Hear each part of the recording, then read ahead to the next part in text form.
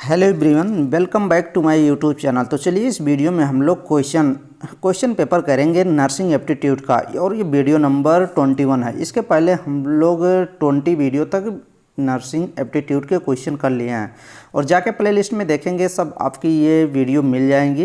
तो ये video number 21 है, और इस वीडियो में हम लोग 40 क्वेश्चन देखेंगे नर्सिंग एप्टीट्यूड से। तो अभी नर्सिंग एप्टीट्यूड की लगभग 10-15 वीडियो आएंगी, तो आप लोग चिंता ना करें कि नर्सिंग एप्टीट्यूड होगा नहीं।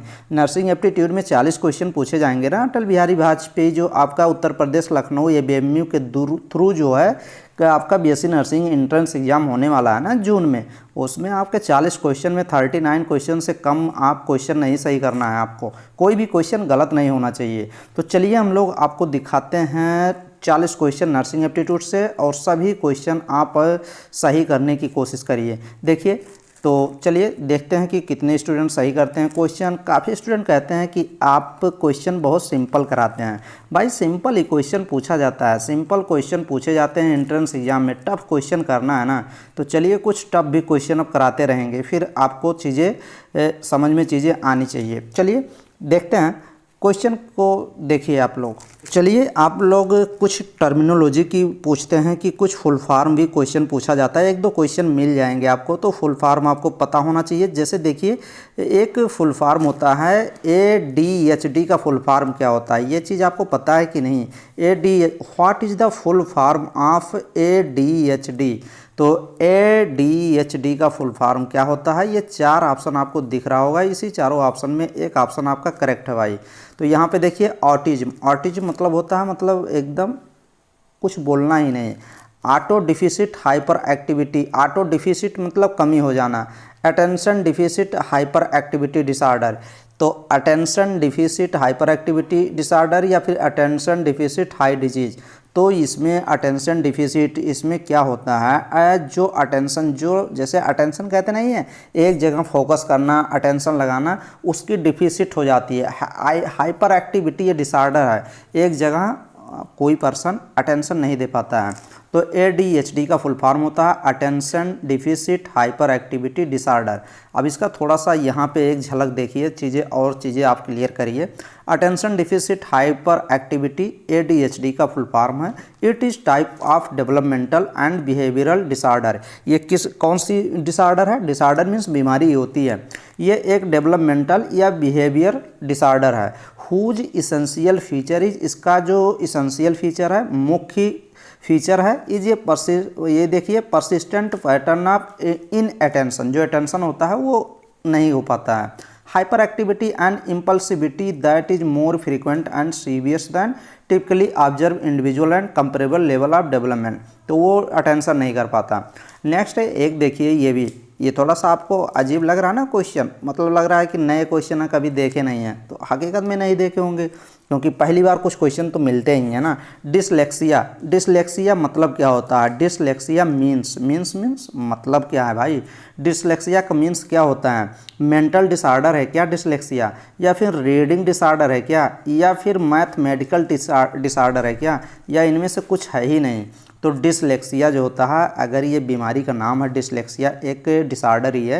ये रीडिंग डिसऑर्डर है, पढ़ने में प्रॉब्लम हो जाती है, रीड करने में प्रॉब्लम होने लगती है। Dyslexia means reading disorder. चलिए ये देखिए डिसलेक्सिया के बारे में थोड़ा सा आप जान लीजिए। Dyslexia associated with the reading disorder as refers to difficulty to reading, difficulty होने लगती है जिसको डिसलेक्सिया की बीमारी हो जाती है, उसको रीडिंग पढ़ने में, लिखने में और स्पेलिंग कंफर्म करने में प्रॉब्लम होती है। Dyslexia is the most common learning disability, most common learning disability होती है जिसमें रीडिंग डिसऑर्डर आता है। तो नेक्स्ट क्वेश्चन देखिए, ये क्वेश्चन देखिए, और क्वेश्चन पहले मैं समझा देता हूँ। क्वेश्चन पहले ऑप्शन आपको देखना है, तो आप ऑप्शन भी देख सकते हैं इस क्वेश्चन को।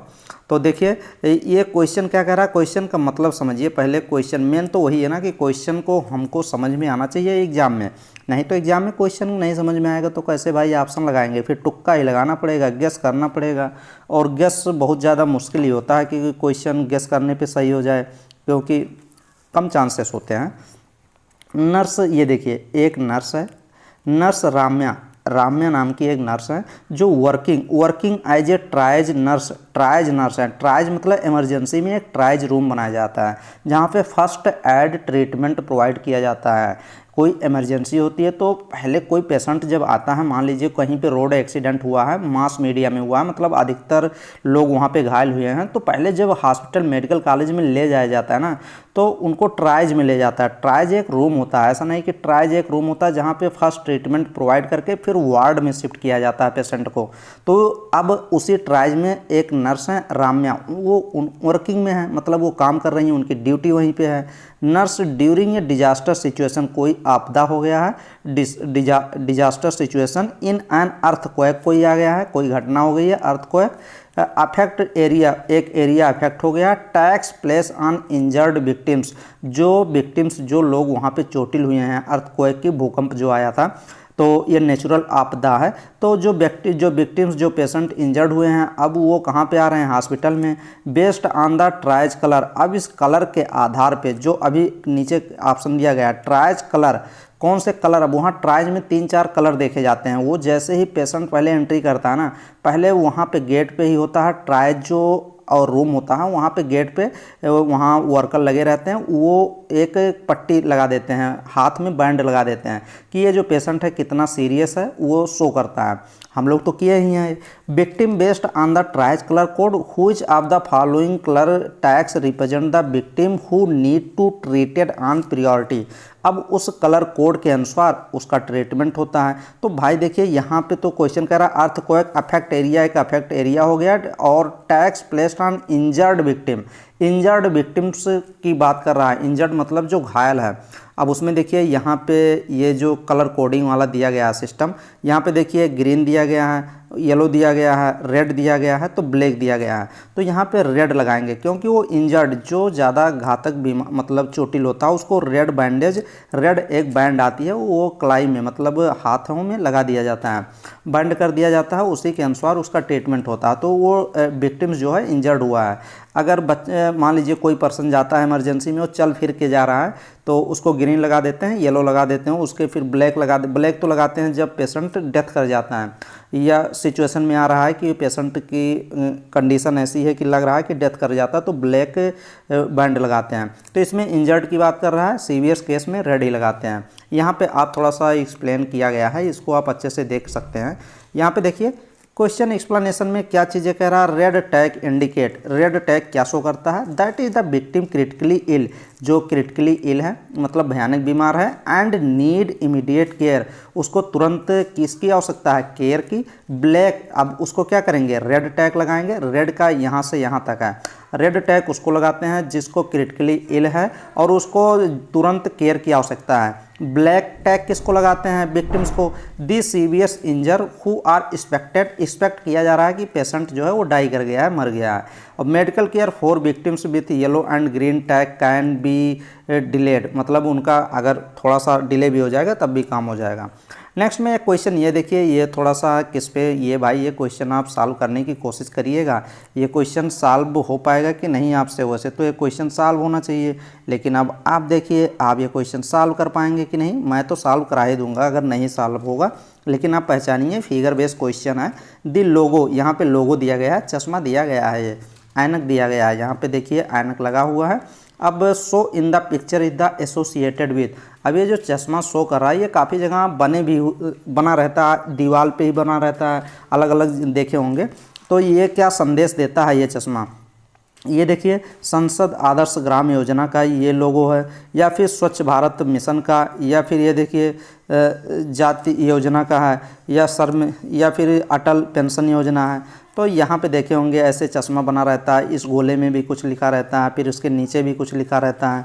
जैसे एक गोले में क्या लिखा रहता है, स्वच्छ लिखा रहता है, स्वच्छ लिखा रहता है, ऐसे स्वच्छ लिखा रहता है, फिर यहाँ पे स्वच्छ भारत लिखा रहता है, स्वच्छ भारत लिखा रहता है, और नीचे आप देखे होंगे एक कदम स्वच्छता की ओर लिखा रहता है, एक कदम स्वच्छता ऐसे लिखा रहता है, स्वच्छता एक कदम स्वच्छता की ओर ऐसे लिखा होता है। तो ये शो करता है क्या, ये स्वच्छ भारत अभियान की को शो करता है। तो इसमें ऑप्शन नंबर स्वच्छ भारत अभियान ही लगाएंगे, बी ऑप्शन करेक्ट लगाएंगे। नेक्स्ट क्वेश्चन एक फिगर और यहाँ पे लिया गया है। इस फिगर का देखिए ये फिगर क्या शो कर रहा है, आइडेंटिफाई इंटरनेशनल हेल्थ एजेंसी। यहाँ पे इंटरनेशनल हेल्थ एजेंसी दी गई हैं जो हेल्थ के अकॉर्डिंग, ये सभी एजेंसियों के अकॉर्डिंग हेल्थ की जो रूल रेगुलेशन होते हैं वो फॉलो किए जाते हैं। तो ये देखिए international health agency show in photograph. अब ये फोटोग्राफ दिया गया है तो ये किसको आइडेंटिफाई कर रहा है, WHO को, वर्ल्ड हेल्थ ऑर्गेनाइजेशन। हाँ, तो ऑप्शन नंबर फर्स्ट ही करेक्ट हो जाएगा, वर्ल्ड हेल्थ ऑर्गेनाइजेशन को ये फिगर पूरा शो कर रहा है। यूनिसेफ ये भी एक क्या है, इंटरनेशनल हेल्थ एजेंसी है। अब यूनिसेफ का आपको फुल फॉर्म भी पता होना चाहिए, मैं तो काफ़ी बार बताया हूँ, तो आप जाके अच्छे से वीडियो देखिए और रिवाइज करिए शानदार। नेक्स्ट ये देखिए एक और यहाँ पे एक लिया गया है, एक फिगर और लिया गया है, इसका भी बताइए दिस सिंबल, ये सिंबल क्या शो कर रहा है। तो ये सिंबल देखिए ऐसे बनाया गया है, ये सिंबल यहाँ पे ऐसे कर दिया गया है, फिर यहाँ पे देखिए गोला बना दिया गया है। तो ये सिंबल किसका शो कर रहा है, नेशनल ह्यूमन राइट कमीशन का, या फिर सर्व शिक्षा अभियान का, या फिर नेशनल लिटरेसी मिशन। हाँ, तो ये ऑप्शन नंबर सी करेक्ट हो जाएगा, नेशनल लिटरेसी जो साक्षरता वाला होता है, पढ़ने लिखने वाला, तो नेशनल लिटरेसी मिशन ये शो करता है। ये भी जब आप जाएंगे जो प्राइवेट और गवर्नमेंट हॉस्पिटल, अरे हॉस्पिटल नहीं, जो विद्यालय होते हैं वो यहाँ पे बना होता है। नेक्स्ट में ये देखेंगे यहाँ पे, हाँ ये देखिए क्वेश्चन सॉल्व करने की कोशिश करिए। कॉन्स्टिट्यूएंट ऑफ एल्कोहलिक बीवरेज, जो एल्कोहलिक बीवरेज होते हैं जैसे जो वाइन होता है, बियर होता है, रम होता है, विस्की होता है, उसकी बात कर रहा है। कॉन्स्टिट्यूएंट एल्कोहलिक बीवरेज में वो कॉन्स्टिट्यूएंट क्या चीज़ होता है, तो उसमें प्रोपिल अल्कोहल होता है, मेथिल अल्कोहल होता है, या एथिल अल्कोहल, या मिक्स ऑफ दीज होता है। तो इसमें ऑप्शन नंबर एथिल अल्कोहल होता है। तो ऑप्शन नंबर कौन सा लगाएंगे आप, इसमें ऑप्शन नंबर सी ऑप्शन आप करेक्ट करेंगे, एथिल अल्कोहल। नेक्स्ट क्वेश्चन ये देखिए, ये क्वेश्चन आप सॉल्व करने की कोशिश करिए, ये भी क्वेश्चन काफ़ी अच्छा क्वेश्चन है। तो इस क्वेश्चन को आप सॉल्व करिए और सॉल्व करने की पूरी कोशिश इसमें होनी चाहिए। इस क्वेश्चन में कोई भी ऐसा नहीं है कि आप इस क्वेश्चन को सॉल्व नहीं कर पा रहे हैं। देखिए क्वेश्चन क्या कह रहा है, पहले एक क्वेश्चन आप पढ़ लीजिए, this is result of appearance of this fatty liver syndrome. अब ये बताइए कि ये क्वेश्चन क्या कह रहा है, क्वेश्चन आप समझिए, this is result of appearance of this fatty liver syndrome. अगर कोई पर्सन का लीवर जो है, कोई पेशेंट है उसका लीवर फैटी कर गया है, तो उसका रिजल्ट अपीयरेंस क्या रिजल्ट होता है, synthesis of fatty acid, fat and glycerol. क्या चीज़ का सिंथेसिस होता है, फैटी एसिड एंड ग्लिसरॉल का, या synthesis of fat from alcohol. हाँ, यही करता है। ये जो सिंथेसिस हो जाता है, फैट की सिंथेसिस हो जाती है कहाँ से, एल्कोहल से। जब ज़्यादा मात्रा में एल्कोहल कंजप्शन होता रहता है तो ये चीज़ें हो जाती हैं। तो ऑप्शन नंबर बी करेक्ट आप लगाएंगे। यहाँ अमीनो एसिड की बात तो होगी नहीं, excessive synthesis of fat from fatty acid से नहीं, वो एल्कोहल ही काम करता है। नेक्स्ट में ये क्वेश्चन देखिए, ये क्वेश्चन तो जच्चा बच्चा सब क्वेश्चन सही कर देते हैं ये क्वेश्चन, क्योंकि ये क्वेश्चन पेट क्वेश्चन होता है और सभी क्वेश्चन सही भी करते हैं। Alcoholism causing fatty acid syndrome is called. जो एल्कोहलिज्म होते हैं, जो ज़्यादा मात्रा में एल्कोहल को लेते हैं, ये एल्कोहल शराब पीते ही रहते हैं, उनका काजिंग मतलब फैटी एसिड सिंड्रोम। उस फैटी एसिड सिंड्रोम एक फैट से संबंधित सिंड्रोम हो जाता है। तो देखिए कोई भी चीज़ अगर फर्स्ट बार लेते हैं, एक बार क्वेश्चन पूछा गया था कि एक पर्सन है वो क्या पॉइजन लेता है लिक्विड के फॉर्म में, उसका कौन सा ऑर्गन सबसे पहले इफेक्ट करता है, तो लीवर ही इफेक्ट करता है, क्योंकि लीवर ही डिटॉक्सिफिकेशन का काम करता है भाई। तो उसी प्रकार ये भी देखिए, अल्कोहल पी रहा है तो उसका लीवर डैमेज करेगा और उस बीमारी को कहते हैं सिरोसिस बीमारी होती है। लीवर की ये बीमारी है सीवियर्स। इसमें क्या होते हैं, जो लीवर्स की टिश्यू होती है ना, उसमें स्केरिंग होने लगती है, इन्फ्लामेशन होने लगता है। इन्फ्लामेशन मतलब क्या, सूजन जिसको कहते हैं, होने लगता है। हेपेटाइटिस इसको बोला जाता है। क्रोनिक लंबे समय तक जो अल्कोहल पीते हैं उनमें ये सब चीज़ें घटना देखने को मिलती है। और लीवर सिरोसिस की भाई स्टेजेस चलती है, first stage, second stage, third stage चलती है, क्योंकि इसमें टिश्यू जो होते हैं ना वो चेंज हो जाती है लीवर की, और फिर लीवर काम करना बंद कर देता है कभी कभी क्या, जब ज़्यादा खतरनाक हो जाएगा। एक बार तो ये भी क्वेश्चन पूछा गया था, कौन सा क्वेश्चन पूछा गया था, चलिए क्वेश्चन एक बार पूछा गया था कि लीवर, यहीं पे आप देख सकते हैं, यहाँ आप ऐसे एक क्वेश्चन में बता देता हूँ।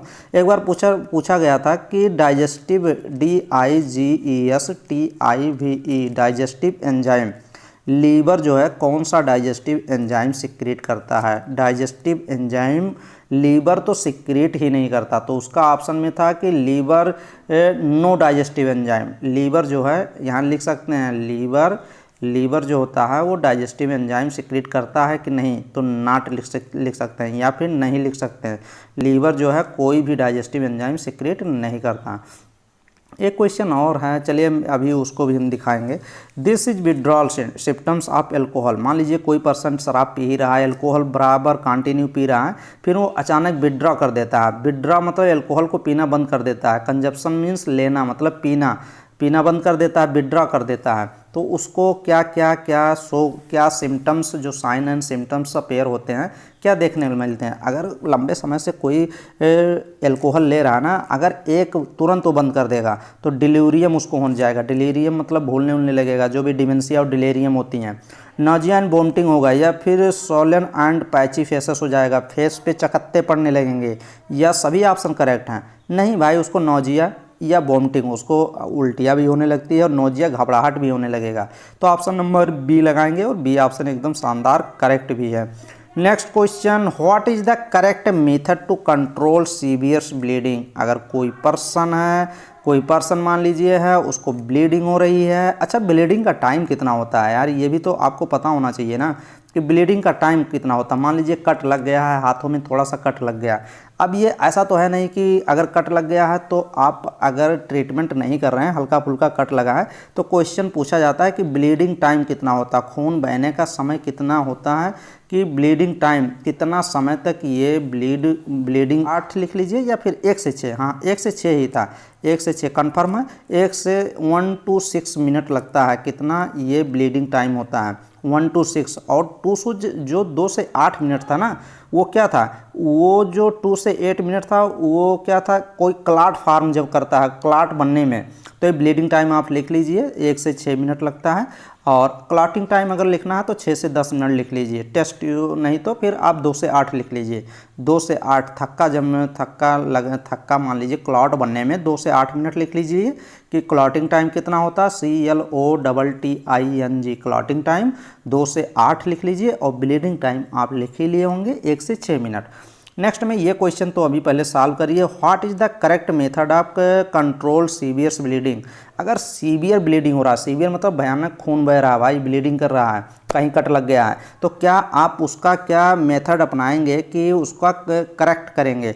तो अप्लाई ये देखिए टॉर्निकेट अबव द ब्लीडिंग साइड पे टॉर्निकेट मतलब उसको ब्लीडिंग साइड पे बांध देंगे कोई चीज़ से। नहीं भाई, बांधेंगे नहीं, नेक्रोसिस कर जाएगा।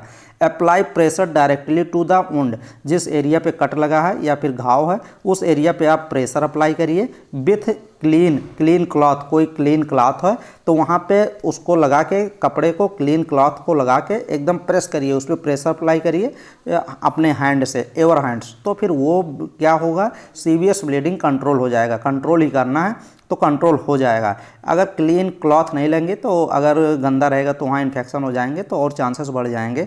तो यहाँ ऑप्शन नंबर बी ही करेक्ट हो जाएगा। एलिवेट द इंजर्ड लिम्ब कह रहा, थोड़ा सा इधर घुमा देंगे, एलिवेट कर देंगे, मोड़ देंगे। अप्लाई आइस बर्फ़ का टुकड़ा लगाएंगे भाई, बर्फ़ का टुकड़ा वहाँ कहाँ मिलेगा, मिलना मुश्किल हो जाता है। तो आप पहले यही करिए। कोई क्लॉथ आपके पास है उस समय तो आप ये यूज़ कर सकते हैं, थोड़ा गंदा भी रहेगा चल जाएगा, जान बचनी चाहिए, बाद में तो इन्फेक्शन सही कर लेंगे। नेक्स्ट में यहाँ पे आप एक क्वेश्चन और कर सकते हैं, ये भी क्वेश्चन शानदार और जानदार है। तो नेक्स्ट क्वेश्चन ये आप पढ़िए और इस क्वेश्चन को सॉल्व करने की कोशिश करिए। What is the first step in the providing first aid. अब देखिए कोई भी पर्सन बीमार होता है ना या कहीं पर, तो उसको फर्स्ट ट्रीटमेंट, फर्स्ट एड जो दिया जाता है उसी को कह रहा हूँ। What is the first step in the providing first aid. तो फर्स्ट एड के देने से क्या फर्स्ट स्टेप क्या लिया जाता है, क्या प्रोवाइड करना चाहिए। Assess the scenes for safety. मान लीजिए कहीं पे कोई एक्सीडेंट हो गया रोड पे, कोई चीज़, फर्स्ट एड, आप बस में सफ़र कर रहे हैं, आपको जानकारी है ट्रीटमेंट डॉक्टर्स के बारे में, कुछ आप नर्स हैं तो कुछ चीज़ें तो आपको जानकारी है, कुछ चीज़ें क्या बहुत अच्छी जानकारी है, तो आप फर्स्ट ट्रीटमेंट आप प्रोवाइड कर रहे हैं। या फिर आप कहीं रोड ट्रैफिक, या फिर आप हॉस्पिटल में ड्यूटी लगी है तो रोड ट्रैफिक कहीं एक्सीडेंट हुआ तो आप वहाँ पर गए हैं तो ट्रीटमेंट करने एम्बुलेंस एम्बुलेंस में बैठ के। तो आपको क्या करना है, फर्स्ट ऐड के पहले आपको क्या प्रोवाइड, क्या फर्स्ट स्टेप क्या आपको लेना चाहिए, assess the scenes for safety. Safety के लिए, सेफ्टी प्रोवाइड करने के लिए पहले आप एसेस करना चाहिए सीन्स को कि आप उस पोजीशन पे हुआ क्या है। तो सेफ्टी प्रोवाइड करने के लिए तो apply direct pressure to the wound, जहाँ पे चोट लगा वहाँ पे डायरेक्ट प्रेशर अप्लाई कर दीजिए। ऐसा मत करिएगा कि डायरेक्ट जाके वहाँ प्रेशर अप्लाई कर रहे हैं। परफॉर्म रेस्क्यू ब्रीथ, पहले आप रेस्क्यू सांस उसको दे रहे हैं कि नहीं, पहले तो आप जांचिए पड़ती है ना, तुरंत थोड़ी सांस देने लगेंगे। एलिवेट द इंजर्ड लिम्ब, पहले एलिवेट नहीं करेंगे, पहले यही करेंगे। पहले एसेस द सीन, पहले उस सीन को थोड़ा सा एसेस करेंगे, फिर फॉर सेफ्टी के लिए फिर सेफ्टी प्रोवाइड करेंगे। तो फर्स्ट ऑप्शन ही करेक्ट हो जाएगा। नेक्स्ट क्वेश्चन यहाँ देखिए भाई, ये क्वेश्चन जो एकदम जानदार क्वेश्चन ये भी है। यहाँ से 2 3 4 क्वेश्चन बनते हैं। मैंने तो ये क्वेश्चन शायद 1-2 बार कराया हूँ कहीं ना कहीं, मुझे याद आ रहा है कि ये क्वेश्चन मैं कहीं ना कहीं कराया हूँ। तो चलिए कराया हूँ तो आप इसको सॉल्व करिए। काफ़ी स्टूडेंट के हाथ पैर तब भी फूल जाते हैं क्वेश्चन ही देख के, कहते हैं सरल क्वेश्चन है। तो सरल है, इसमें दिखाइए हिम्मत। Chief cells of gastric gland secrete, जो गैस्ट्रिक ग्लैंड होती है ना, कुछ गैस्ट्रिक ग्लैंड जीआईटी में कुछ ग्लैंड होती हैं भाई। ये जब आप पढ़ेंगे गट पढ़ेंगे, जो इंटेस्टाइन वाला पढ़ेंगे ना, इंटेस्टाइन, जब इंटेस्टाइन ये मान लीजिए है गट है, intestine, small intestine, large intestine. Large intestine के कौन से पार्ट होते हैं, स्मॉल इंटेस्टाइन के कौन से पार्ट हैं, ये सब चीज़ें याद आ रही हैं कि नहीं। स्मॉल इंटेस्टाइन में मैंने बताया था दीदी जी इल, डियोडिनम, जियोजिनम, एलियम, ये 3 होते हैं स्मॉल इंटेस्टाइन। और लार्ज में क्या बताया था, सीकम, कॉलम, रेक्टम बताया था, ये 3 पार्ट होते हैं। अब ये जो गट होता है ना, इसको जब आप कट करेंगे, ये एक इसका डायग्राम अगर देखेंगे ना, तो यहाँ पे लेयर पाई जाती हैं। यहाँ पे क्या पाई जाती हैं, यहाँ पे पाई जाती हैं, क्या पाई जाती हैं, कुछ म्यूकोसा, कुछ जैसे होती नहीं, जैसे म्यूकोसा सेल्स है, सब म्यूकोसा सेल्स है, तो इसमें लेयर पाई जाती हैं अलग अलग।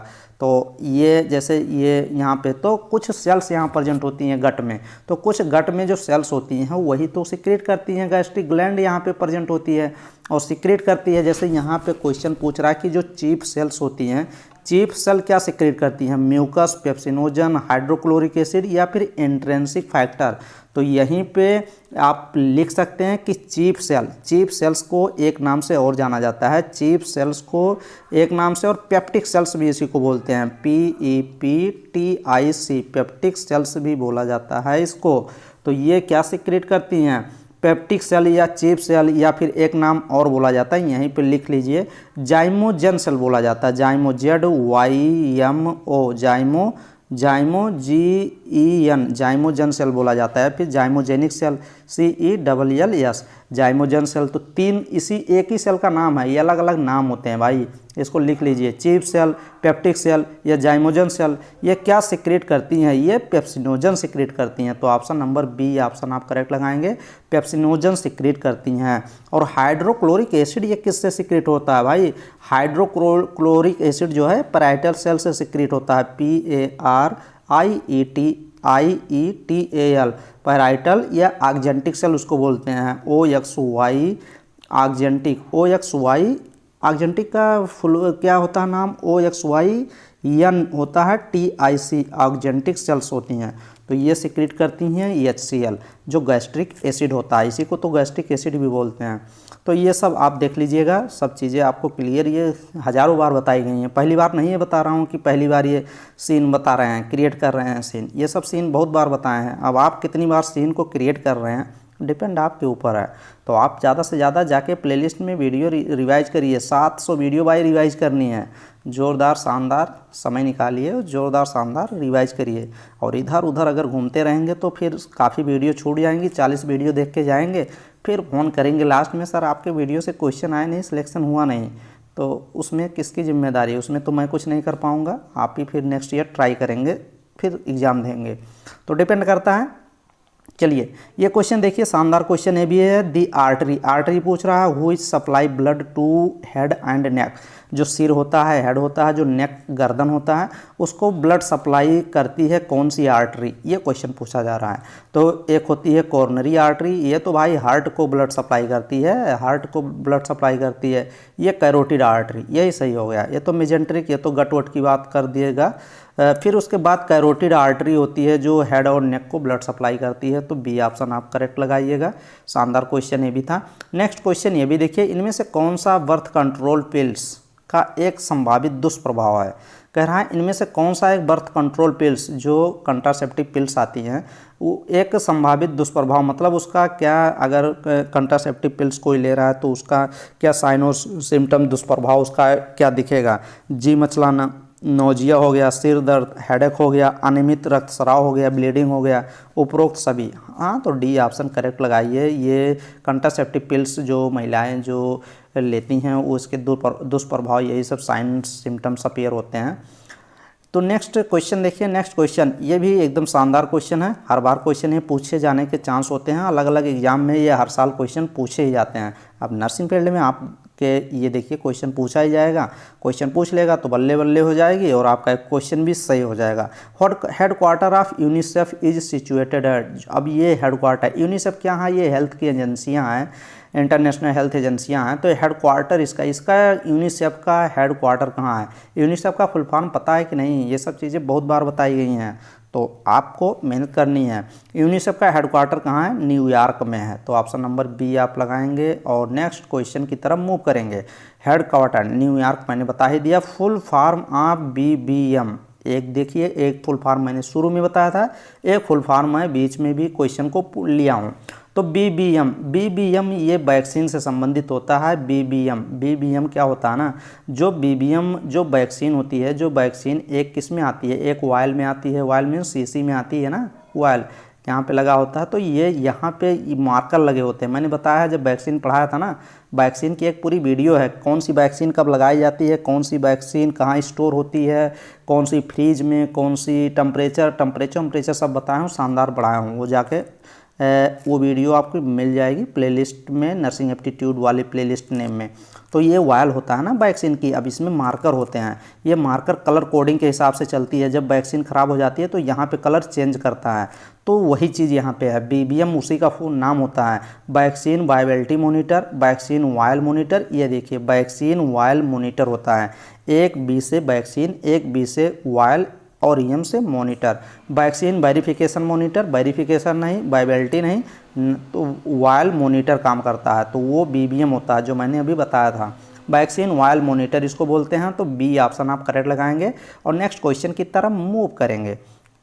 क्वेश्चन आइए, ये क्वेश्चन ये भी शानदार क्वेश्चन मिलेगा आपको। व्हिच वन डिजीज इरेडिकेटेड मतलब ख़त्म कर दिया गया है फ्रॉम इंडिया से। इंडिया से कौन सी बीमारी है भाई ख़त्म हो गई है, TB है क्या, मलेरिया है क्या, पोलियो है क्या, एड्स है क्या, नहीं तो इसमें सी ऑप्शन आप पोलियो लगाएंगे। ऑप्शन नंबर सी आपका करेक्ट हो जाएगा। नेक्स्ट क्वेश्चन ये देखिए, ये भी क्वेश्चन जानदार और शानदार क्वेश्चन ये भी है, तो इस क्वेश्चन को आप लीजिए और बताइए।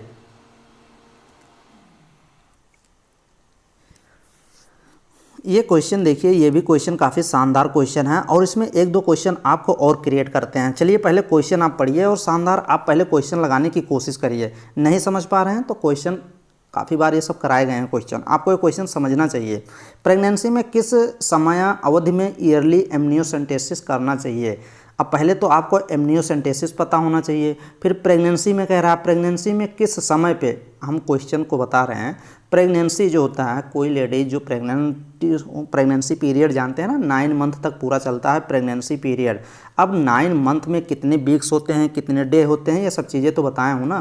तो 9 मंथ में प्रेगनेंसी में किस समय अवधि में ईयरली एमनियोसेंटेसिस करते हैं, मतलब ईयरली मतलब कितने जल्दी एमनियोसेंटेसिस किया जा सकता है प्रेगनेंसी के दौरान, इसी 9 महीने के अंदर एमनियोसेंटेसिस किया जा सकता है। एमनियोसेंटेसिस होता क्या है, अब ये एमनियोसेंटेसिस जो होती है ना, ये क्या किया जाता है डॉक्टर्स के द्वारा, ये ड्यूरिंग प्रेगनेंसी के दौरान चेक किया जाता है कि कोई जो बच्चा, मान लीजिए ये बच्चा है, फीटस है, बच्चा जो है, ये बच्चे में कोई एबनॉर्मलिटी तो नहीं हो गई है, कोई बर्थ डिफेक्ट तो नहीं है, जैसे डाउन सिंड्रोम बच्चे में नहीं है, क्रोमोसोमल डिसऑर्डर तो नहीं है, सिस्टिक फाइब्रोसिस नहीं है, स्पाइना बाइफिडा नहीं है, ये सब चेक किया जाता है। तो एमनियोसेंटेसिस कहाँ से ये सैंपल लिया जाता है, एमनियोटिक फ्लूइड लिया जाता है। एमनियोटिक फ्लूइड इसी बच्चे के, ये एमनियोटिक फ्लूइड यूट्रस में रहता है ना, इसमें एमनियोटिक फ्लूइड निकालते हैं थोड़ा सा फीटस के सराउंड, जो ये बच्चा होता है ना इसी के चारों तरफ एक फ्लूइड होता है, या वो फ्लूइड होता है, येलो फ्लूइड होता है, जो कौन सा फ्लूइड होता है, एमनियोटिक फ्लूइड होता है, उसको निकालते हैं, फिर लैब में जाके टेस्ट किया जाता है। तो वही पूछ रहा है कब करते हैं, 6 से 10 वीक्स, जैसे प्रेगनेंसी शुरू होती है 6 से 10 वीक्स में कर सकते हैं, या फिर ईयरली की बात कर रहा है, तुरंत मतलब ईयरली सबसे पहले, तो 11 से 15 वीक के अंदर एमनियोसेंटेसिस किया जा सकता है। तो बी ऑप्शन करेक्ट हो जाएगा। और नेक्स्ट क्वेश्चन, मैं ये क्वेश्चन कह रहा हूँ कि जब कोई महिला है, प्रेग्नेंट है, तो पहले ही फीटल मूवमेंट कब उसको एहसास होगा कि बच्चा मूव कर रहा है, या फिर TAL fetal movement, first fetal movement कब उसका एहसास होना शुरू हो जाएगा, पहला फीटल मूवमेंट, तो वो होता है 16 से लेके 18 वीक्स में फर्स्ट फीटल मूवमेंट होना शुरू हो जाएगा। अगर मंथ में देगा तो 5 मंथ आप डायरेक्ट लगाएंगे, यहाँ पे वीक्स में बात कर रहा है तो 16 से 18 वीक्स के बीच में फर्स्ट फीटल मूवमेंट उसको शुरू हो जाएगा, मदर्स को एहसास होगा। तो यहाँ पे तो ऑप्शन नंबर, यहाँ तो एमनियोसेंटेसिस की बात कर रहा है, तो 11 से 15 वीक्स आप लगा देंगे। और नेक्स्ट क्वेश्चन की तरफ मूव करेंगे। ये भी जानदार क्वेश्चन है, इस भी क्वेश्चन को काफ़ी बार मैं कराया हूँ, इस बार भी क्वेश्चन को सिलेक्ट किया हूँ क्योंकि ये क्वेश्चन आने वाला है ना। Normal weight of new born at birth in India. India में देखिए हर एक कंट्री में अलग अलग ये सब मापदंड होते हैं, मतलब कुछ जो पैमाने होते हैं ना, रूल रेगुलेशन अलग अलग होते हैं, लेकिन यहाँ इंडिया की बात कर रहा है। इंडिया में नॉर्मल वेट जब बच्चा पैदा होता है तो कुछ कहते नहीं है, जब प्रेगनेंसी के दौरान डॉक्टर्स के पास आप चेकअप कराने के लिए जाते हैं ना, तो वहाँ पे फर्स्ट डायग्नोसिस क्या होता है, ब्लड के कुछ टेस्टिंग किए जाते हैं, फिर उसके बाद अल्ट्रासाउंड किया जाता है, USG। तो USG में क्या देखते हैं, यही कि बच्चे का वेट कितना है, कितने बड़ा है, कितना उसका वेट है। और weight according to pregnancy period, weight का जो बच्चे का वेट बढ़ना चाहिए ना, वो फर्स्ट ट्राइमेस्टर में, सेकेंड ट्राइमेस्टर में, थर्ड ट्राइमेस्टर में वेट होना चाहिए। तो ये क्वेश्चन कह रहा है कि नॉर्मल वेट जब बच्चा पैदा हो रहा है तो उसका नॉर्मल वेट कितना लिया जाता है इंडिया में, कितना होना चाहिए, 2 से 3 केजी तक होना चाहिए। ये अगर 2 से 3 केजी तक है तब भी सही है, लेकिन 2 केजी से कम है तो फिर वो बहुत दिक्कत होने लगती है। लेकिन नॉर्मल अगर पूछा जाए तो 2.5 से 3.5 केजी का बच्चा अगर है तो वो एकदम स्वस्थ बच्चा माना जाता है। तो ये आप 2.5 से 3.5, 2.5 तो आपको पता होना चाहिए ना, 2.5 किलो, 3.5 किलो का बच्चा होना चाहिए, इसके बीच के रेंज में होना चाहिए। 2.5 से कम हो जाएगा बच्चा तो उसको कहते नहीं है बच्चा शीशा में रखा गया है, शीशा में रखा जाता है, उसको मल्टी ड्रग्स दिए जाते हैं, एंटीबायोटिक्स दिया जाता है, फिर उसके बाद क्या दिया जाता है, कुछ ग्रोथ आते हैं, मेडिसिन आती है, वो प्रोवाइड किया जाता है। अगर 3.5 किलो से 4 किलो का बच्चा मान लो हो गया तो उसको कोई डिजीज़ हुई है, उस डिजीज़ का नाम होता है माइक्रोसोमिया, MACRO, माइक्रो SOMIA, माइक्रोसोमिया बोला जाता है। नेक्स्ट में चलिए, ये तो आपका C ऑप्शन करेक्ट हो गया। Next question, who is known as the father of green revolution. ये क्वेश्चन आप सही करिए तो फिर हम आपको मानते हैं कि ये क्वेश्चन आप सही करेंगे। ये क्वेश्चन तो आप सही कर ले जाएंगे, लेकिन अगर इसमें 2-3 क्वेश्चन हम पूछेंगे तब आप फिर हालत ख़राब होगी। वैसे देखिए, who is known as the father of green revolution. Father of green revolution, green revolution किसको बोलते हैं, हरित क्रांति को बोलते हैं भाई, हरित क्रांति। हरित क्रांति ये होती है ग्रीन रिवॉल्यूशन, ग्रीन रिवॉल्यूशन को बोलते हैं हरित क्रांति, जिसे एग्रीकल्चर से संबंधित होता है, AGRI, एग्री, CULTURE, एग्रीकल्चर, कृषि से संबंधित होता है। अगर कृषि में एक फसल की बात किया जाए कि कौन सी फसल, तो गेहूं से संबंधित होता है ये हरित क्रांति। तो ये इसमें 3 क्वेश्चन हो गया। 3 क्वेश्चन आपको दिख रहा है कि नहीं। ग्रीन रिवॉल्यूशन का मतलब होता है हरित क्रांति, ये किससे संबंधित है, एग्रीकल्चर। अगर एग्रीकल्चर में एक चीज़ पूछा जाए तो गेहूं, ये सब क्वेश्चन पूछे गए हैं। अब इसमें कह रहा है ग्रीन रिवॉल्यूशन, हरित क्रांति के जनक कौन है, फादर्स कौन है। ये देखिए बर्जीर कुरियन हैं, या फिर ये देखिए 3 ये सब हैं, या फिर MS स्वामीनाथन। तो MS स्वामीनाथन आपको पता है, लेकिन ये इंडिया के हैं। ये कहाँ के हैं, ये इंडिया के हैं। अगर वर्ल्ड के पूछा जाएगा कि अगर यहीं एक क्वेश्चन मैं क्रिएट कर दे रहा हूँ कि अगर विश्व के फादर ऑफ ग्रीन रिवॉल्यूशन पूछा जाएगा, ये तो इंडिया के हैं ना, MS Swaminathan.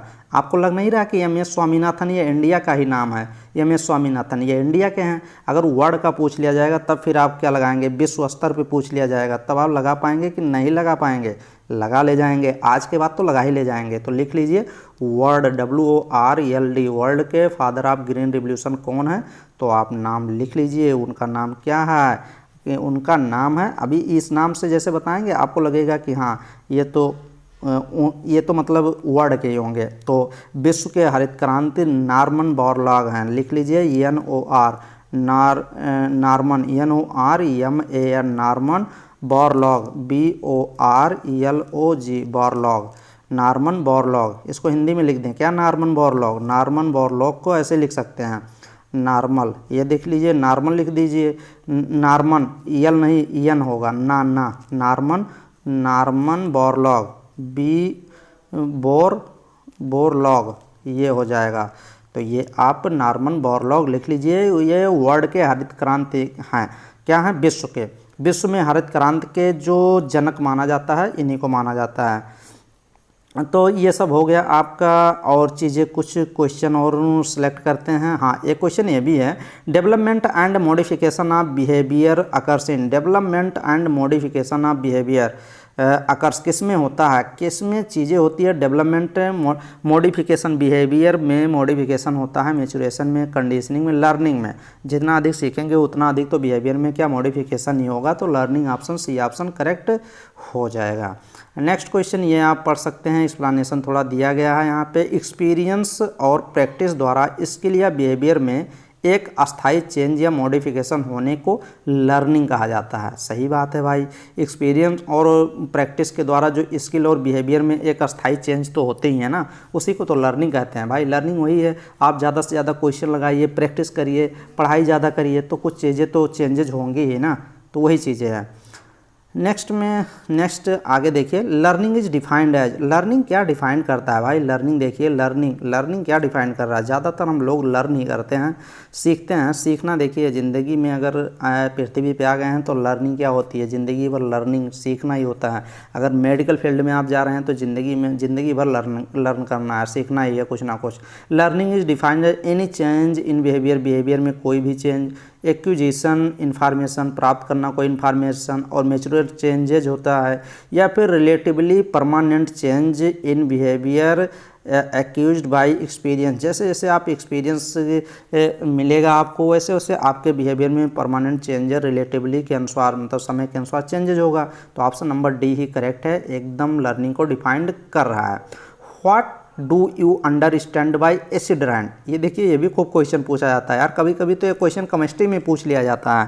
What do you understand, आप एसिड रेन से क्या समझते हैं। एसिड रेन मतलब अम्ल वर्षा जिसको बोलते हैं, अम्ल वर्षा आप सुने होंगे। अम्ल वर्षा जो बादलों से पहला बरसात जो होता है ना, ज़्यादातर अम्ल वर्षा एसिड रेन कहते नहीं हैं। पहले बरसात में नहाना नहीं चाहिए, कुछ चीज़ें जो कही गई हैं वो सही भी हैं। तो देखिए एसिड रेन हमको समझना है, एसिड रेन क्या होती है। राइनिंग, ये देखिए raining of sulphuric acid from sky, जो बादलों से बरसात होती है ना, उस बरसात में उस पानी में अगर सल्फ्यूरिक एसिड की मात्रा है ना, तो उसी को तो एसिड रेन बोलते हैं। तो फर्स्ट ऑप्शन ही करेक्ट है, फर्स्ट ऑप्शन में ही दे दिया। PH of rain water goes below, 5.5 से कम है तो उसको एसिड रेन बोल देंगे। ऐसा वैसा नहीं है, पीएच का खेल नहीं है यहाँ पे, सल्फर का खेल है। तो ऑप्शन नंबर फर्स्ट लगाइए। नेक्स्ट क्वेश्चन ये देखिए, who is the father of modern bacteriology. अब ये भी क्वेश्चन यार इतनी बार क्वेश्चन ये पूछा गया ना, क्योंकि मैं इसको एक दो बार इस क्वेश्चन को समझाया हूँ, लेकिन इस बार इस क्वेश्चन को फिर दोबारा क्यों लिया हूँ कि ये क्वेश्चन थोड़ा इंपॉर्टेंट है। काफ़ी स्टूडेंट नए इस समय जुड़े हुए हैं, तो वो वीडियो को, पुरानी वीडियो जो प्लेलिस्ट में मैं ऐड किया हूँ ना, वो शानदार वीडियो हैं। अगर वो आप सोच रहे हैं कि वो रिवाइज नहीं करेंगे और इनके चैनल से कल्याण हो जाएगा तो मुश्किल हो जाएगा कल्याण। तो आप जाके सभी वीडियो को रिवाइज करना है भाई। Who is the father of modern bacteriology, modern bacteriology कौन है बताइए। तो Louis Pasteur, Robert Koch, Alexander Fleming, चारों बताना है आपको, चारों क्या क्या हैं।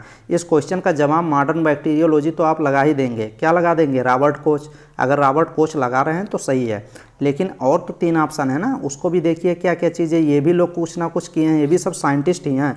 पहले यार देखिए जब बायोलॉजी पहले शुरू हुआ होगा कभी तो बायोलॉजी की शुरुआत हुई होगी ना, तो उस समय तो इतना ज्ञानी थोड़ी रहे होंगे, जो कुछ लोग कह दिए कुछ वही साइंटिस्ट हो गए। साइंटिस्ट थे नहीं, इतना पढ़े लिखे थे, इतना मैं नहीं कह रहा हूँ पढ़े लिखे थे, लेकिन अब जैसे मेंडल साहब क्या थे, एक पादरी थे, अब उनके ऊपर पूरी देखेंगे मेंडल साहब के ऊपर पूरी जेनेटिक्स आप एक चैप्टर उनके ऊपर है, तो कोई साइंटिस्ट इतने बड़े साइंटिस्ट नहीं थे, वो बाद में साइंटिस्ट के काम करते गए, कुछ चीज़ें वैसे करते गए कि उनको साइंटिस्ट का पद मिल गया, अच्छी भी बात है।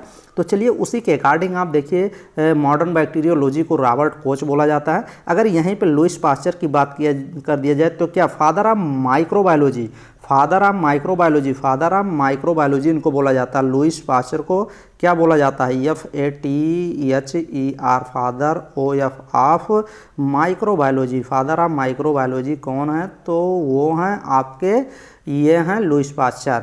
फिर वहीं पे अगर अलेक्जेंडर फ्लेमिंग की बात किया जाए तो अलेक्जेंडर फ्लेमिंग यार ये पेनिसिलिन की डिस्कवर्ड किए थे। एक एंटीबायोटिक मेडिसिन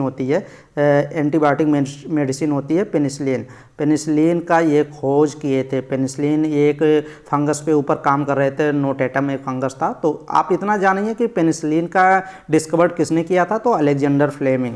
जॉन स्नो क्या किए थे, इनको भी एपिडेमियोलॉजी फादर ऑफ एपिडेमियोलॉजी बोला जाता है, FATHER, father of epidemiology, EPIDEMIO, एपिडेमियो LOGY, epidemiology.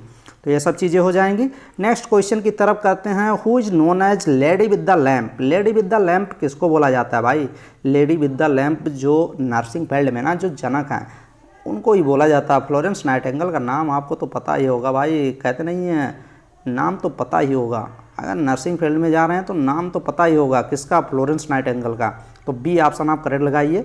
Nursing के जनक, नर्सिंग के फादर, नर्सिंग के मदर्स, जो भी कुछ कह सकते हैं, फ्लोरेंस नाइटिंगेल को आप कहिए। इन्हें लेडी विद द लैम्प, इनके ऊपर बहुत अच्छी वीडियो बनी हुई है चैनल पे। यहाँ पे देखिए, the structure guard the opening of the hepatopancreatic duct into the duodenum. Question क्या कह रहा है, क्वेश्चन का लैंग्वेज आप समझे कि नहीं, क्वेश्चन का लैंग्वेज आपको समझना पड़ेगा। क्वेश्चन का लैंग्वेज ये क्वेश्चन कह रहा है, क्वेश्चन कह रहा है दी स्ट्रक्चर गार्ड, कौन सा स्ट्रक्चर सुरक्षा करता है, गार्ड का काम करता है, guard the opening of the hepatopancreatic duct into the duodenum. ऐसे तो डिओडेनम कैसे बना होता है, डिओडेनम ये मान लीजिए ऐसे डिओडेनम आया होता है, फिर यहाँ जाके खुलता है, तो ये मान लीजिए डिओडेनम है, ये क्या है, ये डिओडेनम है, ऐसे ही डिओडेनम खुलता है। ये मान लीजिए डिओडेनम है, यहीं से डिओडेनम से यहीं से पैंक्रियाज निकला होता है, ये पैंक्रियाज है, ये पैंक्रियाज है। अब पैंक्रियाज में ढेर सारी अल्फ़ा सेल्स होती हैं, बीटा सेल्स होती हैं, डेल्टा सेल्स होती हैं। अल्फ़ा क्या सिक्रीट करती है, बीटा सेल्स इंसुलिन सिक्रीट करती है, अल्फ़ा सेल्स ग्लूकागॉन सिक्रीट करती है, डेल्टा सेल्स स्टोमैटिन सिक्रीट करती है, सब चीज़ें बताई गई हैं। फिर यहीं पे क्वेश्चन कह रहा है कि the structure guard the opening of the hepatopancreatic. अब यहीं से एक और निकलती है, यहीं से एक निकल जाती है लीवर की, यहाँ हिपैटिक, यहाँ लीवर उबर होता है, फिर यहीं पे क्या होता है, यहीं पे आपका गाल ब्लेडर होता है।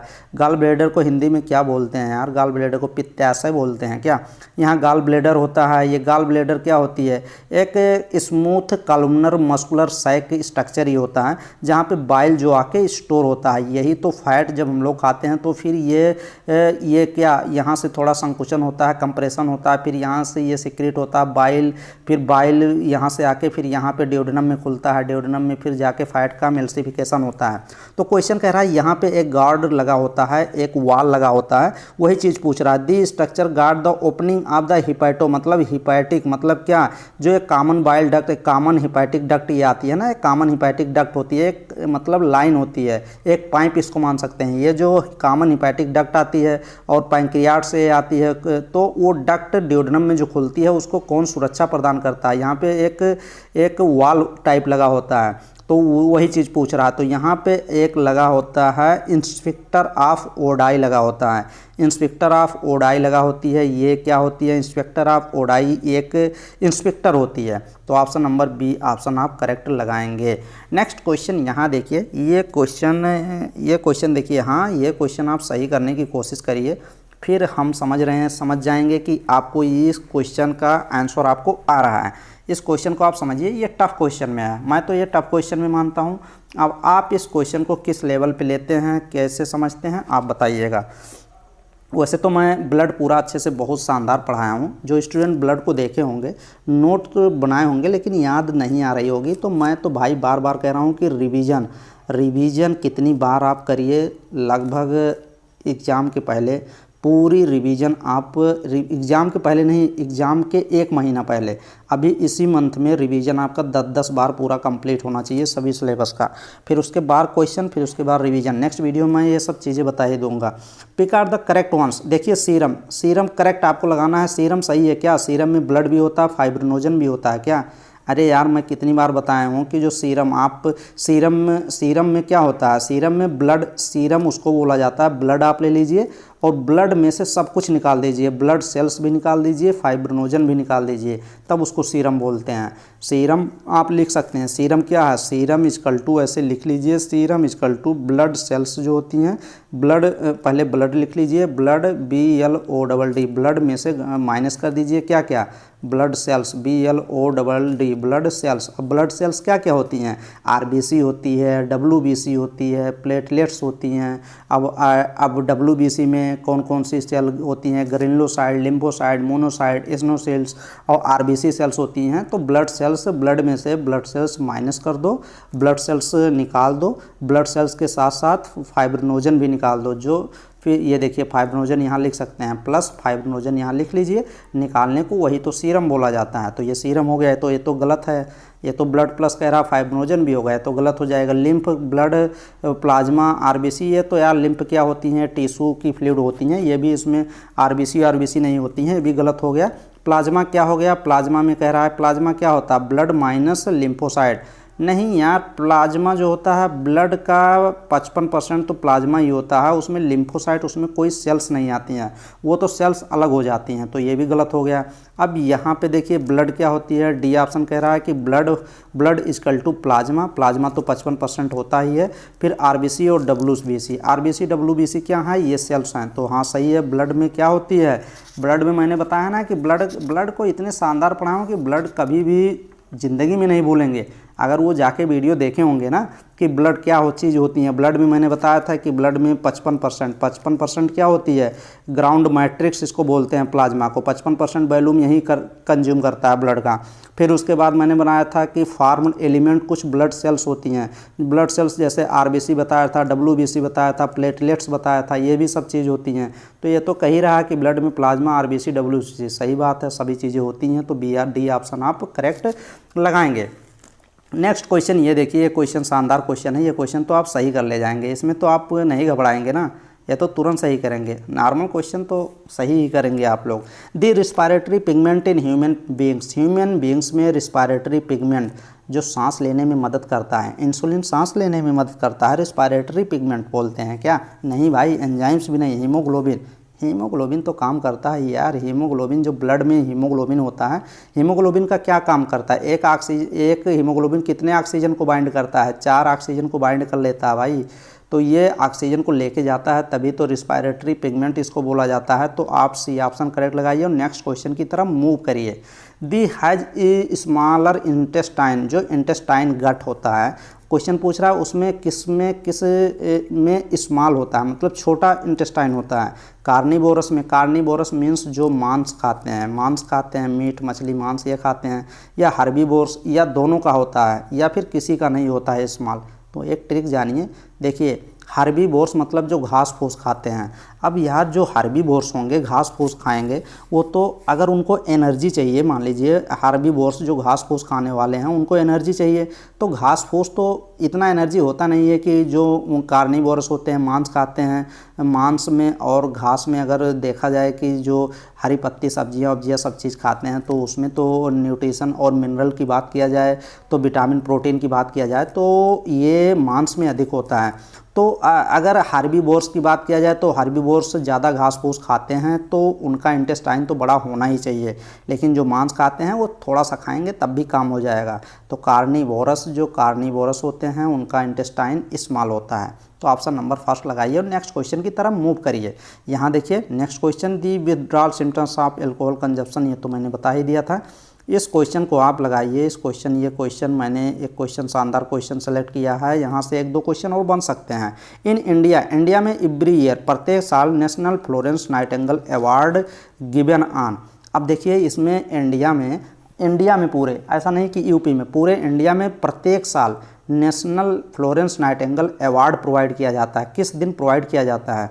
उसी दिन जिस दिन क्या मनाया जाता है, एनिवर्सरी, बर्थ एनिवर्सरी मनाया जाता है फ्लोरेंस नाइटिंगेल का, उसी दिन। वो दिन होता है 12 मई को। तो 12 मई ऑप्शन नंबर करेक्ट हो जाएगा। और देखिए हर साल ये प्रोवाइड किया जाता है नेशनल फ्लोरेंस नाइटिंगेल अवार्ड, जो 2022-23 का भी प्रोवाइड किया गया है प्रधानमंत्री के द्वारा नहीं, राष्ट्रपति के द्वारा, जो अभी प्रेजेंट टाइम में है, मुर्मू जी जो हैं, उनके द्वारा प्रोवाइड किया गया है। बिहार की एक एएनएम की थी। एएनएम मतलब करने के बाद वो क्या कर रही थी? एएनएम जो होता है ये नर्सिंग का डिप्लोमा कोर्स है। एएनएम की क्या थी? वो किसी में कार्य कर रही थी नर्सिंग फील्ड में, तो उनको दिया गया है। अब 30 लोग को ये पुरस्कार अभी 2022-23 सेशन में दिया गया है राष्ट्रपति के द्वारा। तो ये चीज़ें, और किसको दिया गया है ये भी क्वेश्चन पूछा जा सकता है, जनरल नॉलेज में पूछा जा सकता है कि बिहार की कौन सी एक लेडीज़ है, उनका नाम क्या है जिसको नेशनल फ्लोरेंस नाइटिंगेल अवार्ड दिया गया है। यूपी में कोई नहीं किसी को मिला है ना। पूरे इंडिया की बात करना तो इंडिया में अगर नज़दीक की बात की जाए तो बिहार में एक लेडीज़ को मिला है, और तो ऐसे 30 लोगों को मिला है। तो ये सब चीज़ें यहाँ पे दिया गया है, आप इसको देख सकते हैं। The national Florence Nightingale award has been presented outstanding nursing personnel, how, ये देखिए, हॉनरिंग दियर मेटेरियस सर्विसेज के लिए अच्छे जो उन्हीं को दिया जाता है नेशनल फ्लोरेंस नाइटिंगेल, जिसका परफॉर्मेंस बेस्ट होता है उस फील्ड में, नर्सिंग फील्ड में, उनको उससे वो जो जहाँ पे वो वर्क करते हैं उसी के अकॉर्डिंग सब किया जाता है। कोई अच्छा काम करते हैं, अच्छे केयरिंग काम करते हैं। दी अवार्ड फॉर्म 1973 से ये अवार्ड प्रेजेंटेड शुरू हुआ था। 12 मई एवरी ईयर्स 12 मई को ये प्रोवाइड किया जाता है। ओकेजन, इस दिन बर्थ एनिवर्सरी होती है किसका? फ्लोरेंस नाइटिंगेल का बर्थ एनिवर्सरी, उसी के लिए उसी दिन उनको चुना गया है कि दिया जाएगा। National Florence Nightingale award 2022 was received Shashikant Pandey, 2022 में शशिकांत पांडे को मिला था। This award consist of cash award. हाँ, ये भी अच्छा क्वेश्चन है कि इस जो फ्लोरेंस नाइटिंगेल अवार्ड दिया जाता है, ये अवार्ड जो मेडल होता है ना, इसमें कुछ और चीज़ें होती हैं। कैश भी दिया जाता है। Cash award consist of cash, लगभग में 50,000 कैश भी दिया जाए, 50,000 प्लस, मतलब 50,000 के ऊपर चाहे जितना दे सकते हैं, लेकिन 50,000 होना ही चाहिए। 50,000 प्लस ये सर्टिफिकेट, और एक सर्टिफिकेट मिलेगा नेशनल फ्लोरेंस नाइटिंगेल अवार्ड का, और एक मेडल भी मिलेगा, और इतना कैश भी मिल जाएगा। भाई कैश का मतलब क्या यार, मिल जाता होगा, चेक मिलता होगा, बैंक में जाके बजाइए। तो ये सब चीज़ें हैं। नेक्स्ट में एक क्वेश्चन और देखिए, ये भी शानदार क्वेश्चन लिया गया है। ये 75 ईयर्स फीमेल, एक 75 साल की महिला है, फीमेल है, patient come in the OPD out patient department. ये ओपीडी होता है, हर एक हॉस्पिटल में ओपीडी चलती है, वो जहाँ पे सभी पेशेंट जाके अपना ट्रीटमेंट कराते हैं, OPD out patient department. And complain, अब ये 75 साल की महिला ओपीडी गई हैं और वो कंप्लेन कर रही हैं अबाउट क्लाउडी विजन। जो मैं देख रही हूँ क्लाउडी देख रही हूँ, धुंधलापन दिख रहा है मेरे आंखों से, एंड मुझे डिफ़िकल्टी हो रही है थ्रेड इन नीडल, सुई में धागा छोड़ना। किस में? धागा में सुई नहीं छोड़ना, सुई में धागा छोड़ना। For a sewing in needle, sewing in needle नहीं छोड़ पा रही हैं। What would be the possible diagnosis, अब उनको क्या डायग्नोसिस, जो डॉक्टर डायग्नोसिस करेगा तो उसको इतना चीज़ वो पेशेंट खुद बताएगा। तो डॉक्टर का डायग्नोसिस यही होगा कि इनको क्या हो सकता है, कैटरेक्ट हो सकता है, क्लोज एंगल ग्लूकोमा हो सकता है, ओपन एंगल ग्लूकोमा हो सकता है, ट्रैकोमा हो सकता है, सभी आँख की बीमारियाँ हैं। तो उनको मोतियाबिंद होने के चांस हैं, कैटरेक्ट होने के चांस है। कैटरेक्ट, तो ऑप्शन नंबर फर्स्ट करेक्ट हो जाएगा। कैटरेक्ट में जो आंखों में लेंस होता है ना, वो लेंस क्लाउडी हो जाता है, मतलब लिक्विड टाइप हो जाता है, तो उसी लिए प्रॉब्लम होती है। तो कैटरेक्ट, तो फर्स्ट ऑप्शन करेक्ट हो जाएगा। ये भी क्वेश्चन शानदार है, इस क्वेश्चन को एक दो बार मैंने कराया है, तो इस क्वेश्चन को आप सही करिए भाई, गलत मत करिएगा। व्हाट इज़ द, मैं क्वेश्चन को समझा दे रहा हूँ, आप खुद पढ़ लीजिए। What is the sequence of 3 layer, 3 layer of the brain from outside the inside बताना है। देखिए जो ब्रेन होता है ना, ये ब्रेन किसी, मान लीजिए ये किसी भी पर्सन का ये ब्रेन है पूरा, ये क्या है, ये ब्रेन है। अब इस ब्रेन में क्या होता है ना, 3 लेयर होती हैं। ये ब्रेन पहले होता है, कौन कौन सी ब्रेन होती है, मैंने बताया था DAP। अब एक खाद आती है जो खेतों में खाद डाला जाता है, DAP के नाम से आती है, एक खाद आती है। तो इसी खाद के नाम से ये भी याद कर सकते हैं।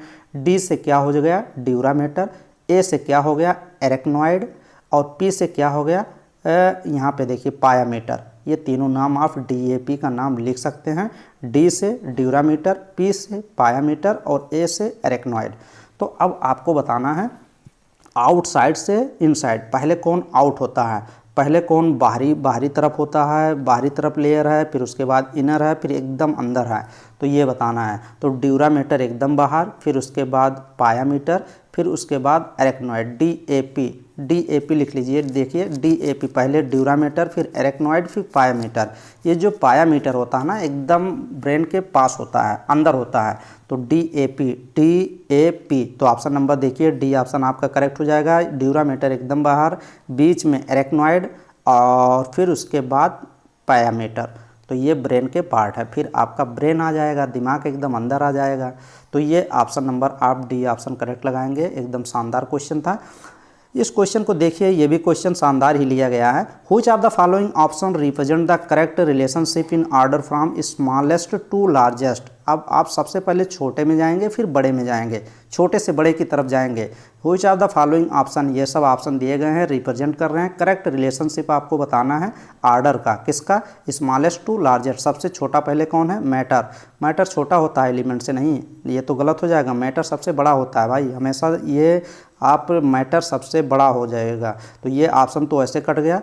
अब ऑप्शन की लड़ाई इसमें है, ये भी कंपाउंड आ गया, ये भी कट गया। मैटर की लड़ाई, अब ये 2 ऑप्शन में खेल है, इस दोनों ऑप्शन में एक सही है। तो यहाँ पे देखिए बी ऑप्शन में देखिए एलिमेंट, इलेक्ट्रॉन यहाँ पर भी है, इलेक्ट्रॉन यहाँ भी है, ये तो सही हो गया। एलिमेंट्स है, यहाँ पे एटम्स हैं, सही बात है। तो इलेक्ट्रॉन, 1-2 इलेक्ट्रॉन मिलके ही एटम बना लेते हैं। तो यहाँ पे तो एलिमेंट है, तो ये गलत हो गया भाई। एटम से एलिमेंट बनते हैं, एलिमेंट से कंपाउंड बनते हैं, कंपाउंड से मैटर बनता है। तो ये सबसे छोटा, फिर उससे बड़ा, फिर उससे ये एटम से बड़ा ये एलिमेंट, एलिमेंट से बड़ा कंपाउंड, कंपाउंड से बड़ा मैटर। तो ऑप्शन नंबर आप डी ऑप्शन करेक्ट लगाएंगे। ये क्वेश्चन भी शानदार था, इसको लिख लीजिए और याद कर लीजिए। Wernicke's area of the brain, ये भी क्वेश्चन पूछ रहा है। देखिए ब्रेन में वर्निक्स एरिया एक होती है, जैसे इस अलग अलग एरिया होती है। जब मैं ब्रेन पढ़ाया हूँ, एक ब्रेन के ऊपर वीडियो आ जाएगी, तो घबराए नहीं। कोई स्टूडेंट ने कमेंट करके बोला था कि ब्रेन के ऊपर एक वीडियो लाइएगा, तो हाँ बता देंगे। वैसे क्वेश्चन के माध्यम से और चीज़ें क्लियर की गई हैं। तो एक वर्निक्स एरिया होती है ब्रेन में, वो क्या रिस्पॉन्सिबल, किसके लिए जिम्मेदारियां होती हैं उसकी, वर्निक्स एरिया की। हेयरिंग के लिए, सुनने के लिए। एक ब्रोकास एरिया होती है, ये वर्निक्स एरिया, ये स्पीच, बोलने के लिए ये एरिया सेंसिटिव होती है, रिस्पॉन्सिबल। तो ऑप्शन नंबर बी लगाइए और नेक्स्ट क्वेश्चन की तरफ मूव करिए। क्वेश्चन ये है इलेक्ट्रॉन प्रोटॉन, वो वाला क्वेश्चन था, थोड़ा सा लिया गया था। चूज द करेक्ट, ये देखिए ये ऑप्शन भी शानदार क्वेश्चन है। ये क्वेश्चन को मैं काफ़ी बार बताया हूँ। चूज द इनकरेक्ट ऑप्शन, कौन सा ऑप्शन इसमें गलत है। ये देखिए जो ब्लड में सेल्स होती है ना, ये ब्लड में जो WBC वाइट ब्लड सेल्स जो होती है, वाइट ब्लड सेल्स जो होती है, वाइट ब्लड सेल्स में नल में बालू, मैंने बताया था नल में बालू ऊपर से, न्यूट्रोफिल्स, लिम्फोसाइट, मोनोसाइट, एसिनोफिल्स और बेसोफिल्स। न्यूट्रोफिल्स 60 से 65% यही बताया था मैंने होता है। लिम्फोसाइट 20 से लेके 40% बताया था। फिर मोनोसाइट 6 से लेके बताया था, 1 से लेके 6% होती है। फिर उसके बाद एसिनोफिल 8 से लेके कुछ बताया था। एसिनोफिल्स और बेसोफिल्स 0 से लेके कुछ होती है, 0 से एकदम कम बेसोफिल्स होती है। लेकिन इस ऑप्शन में बेसोफिल्स को 11 से 15% दिखाया गया है। तो ऑप्शन नंबर डी करेक्ट हो जाएगा, यही गलत है। नेक्स्ट क्वेश्चन यहाँ देखिए, इस क्वेश्चन को आप कमेंट करके ऑप्शन बताएंगे और फिर उसके बाद नेक्स्ट वीडियो में हम इस क्वेश्चन को एकदम एक्सप्लेन करेंगे ज़बरदस्त। वैसे इस क्वेश्चन को एक्सप्लेन करने का बहुत मुझे भी मन कर रहा है, लेकिन आप एक क्वेश्चन मुझे पूछना था, तो इस क्वेश्चन को आप बताइएगा। फिर इसका हम नेक्स्ट वीडियो में इस क्वेश्चन को बता देंगे। आइडेंटिफाई द करेक्ट ऑप्शन, कौन सा इस चारों ऑप्शन में कौन सा ऑप्शन करेक्ट है? ब्लड क्या होता है? Without RBC. ब्लड में से अगर आरबीसी सेल निकाल दिया जाए तो उसको प्लाज्मा बोलेंगे। ब्लड विदाउट प्लेटलेट्स, ब्लड में से अगर प्लेटलेट निकालोगे इस plasma. Blood consist two type of cell, blood में 2 टाइप की सेल्स होती हैं, ये तो तुरंत गलत हो ही जाएगा। Blood means component of blood, plasma is a component of blood. Plasma जो है किसका कंपोनेंट है? ब्लड का। अब इसमें चारों ऑप्शन में एक ऑप्शन आपका करेक्ट है, जो कि शानदार क्वेश्चन है, आप बताइएगा। और ये 21 नंबर वीडियो ख़त्म होता है। अभी कौन सा स्टूडेंट है भाई, प्लीज़ जो अभी तक लाइक नहीं किया है, तो हर बार मैं कहता हूँ प्लीज़ आप लोग लाइक करें, क्योंकि आप लोग की मैं शानदार मेहनत कर रहा हूँ। मेरा बीएससी नर्सिंग कंप्लीट हुआ भाई, तो आपका भी कंप्लीट करा देंगे, इस बार हो जाएगा, आपका भी सिलेक्शन हो जाएगा और कंप्लीट भी हो जाएगा। तो मेरा भी बीएससी नर्सिंग जो गवर्नमेंट कॉलेज सैफई इटावा में, वहाँ से मेरा कंप्लीट 2023 में अभी कंप्लीट हुआ। नर्सिंग ऑफिसर की तैयारी कर रहा हूँ। अभी पहली बार मुझे नर्सिंग ऑफिसर का एंट्रेंस एग्ज़ाम देना है। SG, PGI, Ram Manohar Lohia, ESIC 3 exam देना है। एक एग्ज़ाम दे चुका हूँ, उसमें लग नहीं रहा कि हो जाएगा। आप लोग की दुआ कम लग रही है भाई। आप लोग थोड़ा सा मेरे बारे में सोचिए, मेरा सिलेक्शन हो जाए तो आप लोग का आगे आगे सिलेक्शन करा ही देंगे। तो चलिए, जो भी होगा वो अच्छा ही होगा, और मेहनत करते रहिए, हम भी और आप भी। सिलेक्शन इसी बार लेना है, आपको भी मुझे भी। तो मेरा तो जुनून है लेना, आपका भी जुनून ही होगा। तो चलिए, अच्छे से पढ़ाई करते रहें, डेली से 8-10 घंटे डेली के रिवाइज़ करें, और जितनी प्लेलिस्ट में वीडियो है वो ज़्यादा से ज़्यादा आप रिवाइज़ करें। 8 घंटे से 24 घंटे में 8 घंटे से इस समय किसी की कम पढ़ाई नहीं होनी चाहिए, इससे ज़्यादा ही होनी चाहिए। Thank you.